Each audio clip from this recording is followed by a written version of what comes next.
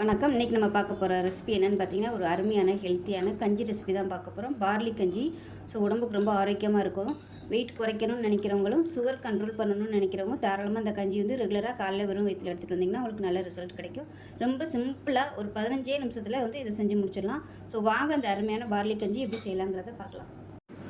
இப்போ பார்த்தீங்கன்னா 100 கிராம் அளவுக்கு, அதாவது நம்ம சாதாரணமாக டீ குடிக்கிற சின்ன டம்ளரில் 1 டம்ளர் எடுத்திருக்கேன்.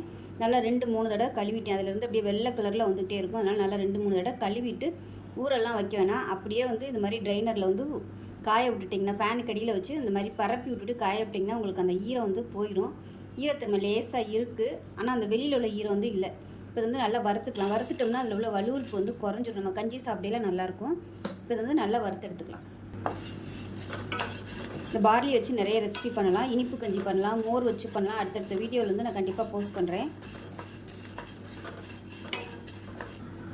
இப்போ பாருங்கள், நல்லா வறுபட ஆரம்பிச்சிருச்சு. இந்த ஸ்டேஜில் 1 டீஸ்பூன் போல் மிளகு சேர்த்துக்கலாம், 1 டீஸ்பூன் போல் சீரகம் சேர்த்துக்கலாம். இதையும் சேர்த்து நல்லா வறுத்துக்கலாம். அந்த பார்லி அரிசியோட வாசனை நல்லா வரும். அந்தளவுக்கு நல்லா வறுத்துக்கணும். வறுக்காமல் செஞ்சோம்னா பார்லி கஞ்சி செய்யும்போது வலுவலுப்பு தன்மை அதிகமாக இருக்கும். அதுக்காக இந்த மாதிரி வறுத்துட்டோம்னா அந்த வலுவலுப்பு தன்மை போயிடும்.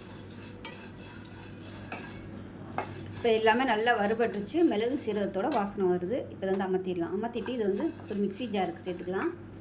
இப்போ இதை ஒரு மிக்சி ஜாருக்கு சேர்த்துட்டேன். இது சூடாக இருக்குது, ஆறட்டும். ஆறினதுக்கப்புறம் நல்லா நைஸாக பொடி பண்ணிவிட்டு பார்க்கலாம். இப்போ நல்லா நைஸாக அரைச்சாச்சு. இப்போ தனியாக இருக்கட்டும். இப்போ ஒரு சாஸ்பேன் எடுத்துக்கலாம். இதில் தண்ணி சேர்த்துக்கலாம். ஒரு 250 ml அளவுக்கு தண்ணி சேர்த்துக்கலாம். தண்ணி சூடாகட்டும். இப்போ தண்ணி நல்லா சூடாக ஆரம்பிச்சிருச்சு. இப்போ நம்ம அரைச்சி வச்சுருந்து இந்த பார்லி பவுடர்லேருந்து 2 டேபிள் ஸ்பூன் சேர்த்துக்கலாம். சேர்த்துட்டு நல்லா கலந்து விட்டுக்கலாம். இப்போ இதில் தேவையான அளவுக்கு உப்பு சேர்த்துக்கலாம். கொஞ்சமாக உப்பு சேர்த்துக்கலாம். பத்தலைன்னா நம்ம அப்புறம் சேர்த்துக்கலாம். ஒரு 1/4 டீஸ்பூன் போல் உப்பு சேர்த்துருக்கேன். இப்போ இது கூடவே ஒரே ஒரு பூண்டு நச்சு வச்சுருக்கேன். பூண்டு ஃப்ளேவர் பிடிக்கும்னா நீங்கள் சேர்த்துக்கோங்க. சேர்த்திங்கன்னா நல்லாயிருக்கும். இப்போ இதையும் சேர்த்துக்கலாம். இப்போ இது நல்லா கொதிக்கணும். இப்போ இந்த மிச்சம் இருக்கிற அந்த பவுடரை ஃப்ரிட்ஜில் ஸ்டோர் பண்ணி வச்சுக்கிட்டிங்கன்னா உங்களுக்கு தாராளமாக ஒரு 2 வாரத்துக்கு நம்ம யூஸ் பண்ணிக்கலாம். கொஞ்சமாக போட்டாலும் நிறையா வரும். இப்போ இந்தளவு பார்த்திங்கன்னா ஒரு 2 பேர் குடிக்கலாம். இது நல்லா கொதிக்கட்டும். இப்போ இது மாதிரி பொங்கி வரும். பொங்கி வரையில் அடுப்பு சிம்மில் வச்சுக்கலாம். சிம்மில் வச்சு நல்லா கிளறி விட்டுக்கிட்டே இருங்க. இந்த பார்லி கஞ்சி வாரத்தில் ஒரு 3 நாள் எடுத்துகிட்டு வரும்போது உங்களுக்கு சுகர் லெவல் நல்ல கண்ட்ரோல் ஆகும். அதே சமயம் உடம்புல உள்ள கெட்ட கொழுப்பு எல்லாத்தையுமே குறைச்சிரும். தேவையில்லாத நீர் உடம்புல இருந்துச்சுனாலும் உங்களுக்கு நல்லா இது வெளியேறிடும். இது ரொம்ப சிம்பிளாக பண்ணக்கூடிய ஒரு கஞ்சி ரெசிபி. இதில் வெஜிடபிள்ஸ் போட்டு செய்கிறதுனாலும் செய்யலாம். அடுத்த வீடியோவில் காய்கறிகள்லாம் போட்டு கஞ்சி, பார்லி கஞ்சி எப்படி செய்கிறதுங்கிற வீடியோ நான் போஸ்ட் பண்ணுறேன். இதில் மிளகு சீரகம் சேர்த்துருக்கிறதுனால இனிப்பு இதில் சேர்க்க முடியாது. அதே மாதிரி அடுத்த வீடியோவில் மோர் கலந்து எப்படி பண்ணுறது, இனிப்பு கலந்து எப்படி பண்ணுறதுங்கிற வீடியோ அடுத்த வீடியோவில் போஸ்ட் பண்ணுறேன். கண்டிப்பாக பாருங்கள்.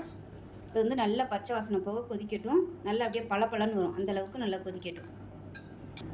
அவ்வளோதான். இப்போ நல்லா அப்படியே திக்காயிடுச்சு பாருங்கள். இப்போ கேஸ் அமர்த்திடலாம். இப்போ நல்லா கொதிச்சிருச்சு. பார்த்தீங்கனாலே தெரியும் நல்லா திக்னஸ் ஆயிடுச்சு. ஆற இன்னும் கூட உங்களுக்கு நல்லா அப்படியே கெட்டியாகி வரும். அவ்வளோதான். சூப்பராக இருக்கும். டேஸ்ட் நல்லாயிருக்கும். அந்த பூண்டு போட்டிருக்கனால ஃப்ளேவர் சூப்பராக இருக்கும். மிளகு சீரகத்தோட ஃப்ளேவரும் நல்லா அருமையாக வரும். ரெகுலராக வெயிட் குறைக்கணும்னு நினச்சிங்கன்னா ரெகுலராக காலையில் இதை குடிச்சிட்டு வரும்போது உங்களுக்கு நல்ல வெயிட்டும் குறையும். உடம்புல தேவையில்லாத நீர் எல்லாமே வெளியேறிடும். ஸோ இதோட பெனிஃபிட்ஸ் என்னங்கிறத டிஸ்கிரிப்ஷனில் கொடுக்குறேன். விருப்பப்பட்டால் நீங்கள் பார்த்து படித்து தெரிஞ்சுக்கோங்க. அவ்வளோதான். இதே மாதிரியே நீங்களும் செஞ்சு பாருங்கள். செஞ்சு பார்த்துட்டு எப்படி வந்துச்சுங்கிறத சொல்லுங்கள். வீடியோ பிடிச்சிச்சுன்னா லைக் பண்ணுங்கள், கமெண்ட் பண்ணுங்கள், சேனலை சப்ஸ்கிரைப் பண்ணுங்கள்.